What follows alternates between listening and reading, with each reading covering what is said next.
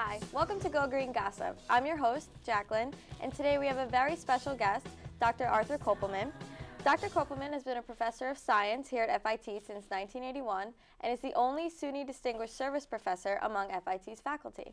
For nearly 30 years, Dr. Kopelman has been one of the strongest voices propelling FIT towards embracing the issues of sustainability.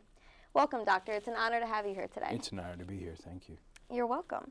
So tell us, what created you to inspire the Sustainability Council here at FIT? You know, it wasn't that I alone did it. It was actually a group of us. Back, 2008, there were a couple of us, I and Georgia Kaliva, sent an email out to the entire community asking if anyone was interested in sustainability issues, and we got a tremendous response.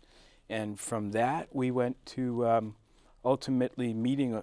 We formed this unofficial group called the Sustainability Group at FIT, and that led to all kinds of interactions. And then in 2009, three of us wrote a letter to President Brown.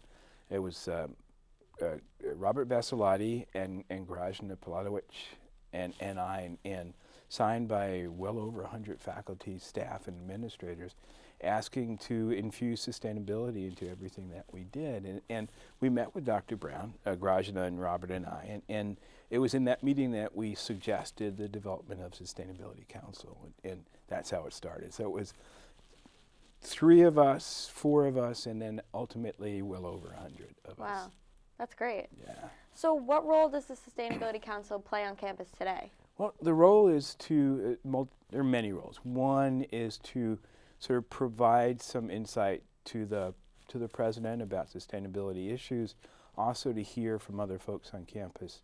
And today the Sustainability Council is responsible for the annual Sustainable Business and Design Conference, and has done that for the past, I guess, since 2009, and also responsible for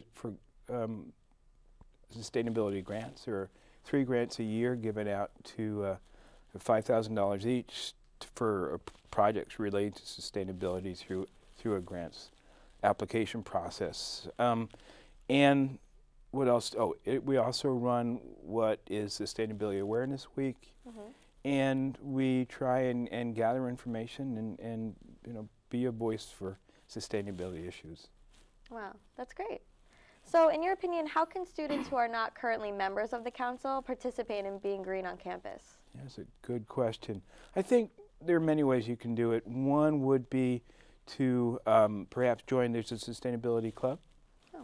There's also a minor in ethics and sustainability, and you can become part of that minor and educate yourself through the various courses that are there.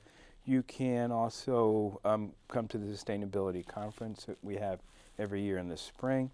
You can go to the sustainability website. It's fitnyc.edu/sustainability, and find information there. And there also is a link to get on the Sustainability at FIT listserv. Oh. And that's another thing that you can do to sort of become part of the solutions. Right, right. So do you think that sustainability and this whole idea of going green is just a trend, or do you think it's revolutionary and here to stay? I think it's both. I think for some people it's a trend. For some people it's lip service, but I think for most, and for here at FIT, it represents a revolutionary change in how we do things. And it's, as revolutionary, meaning no more business as usual. And it takes a while to sort of get that mindset. And there are some who have it and some who need prodding, but I think it's a critically important revolutionary new model. Absolutely, I agree. So what can you tell us about the rooftop dye garden that's at FIT's campus? The rooftop dye garden's been around for a few years. It was established as part of a Clinton Global University initiative that was supported by a grant from the Sustainability Council, and it's a garden sort of to test the feasibility of growing plants on the garden that can be used to make non-toxic, sustainable dyes. And it's been now a few years, and they do tests. They collect the plant matter and are doing tests on making those dyes. And it's so far been a really interesting program.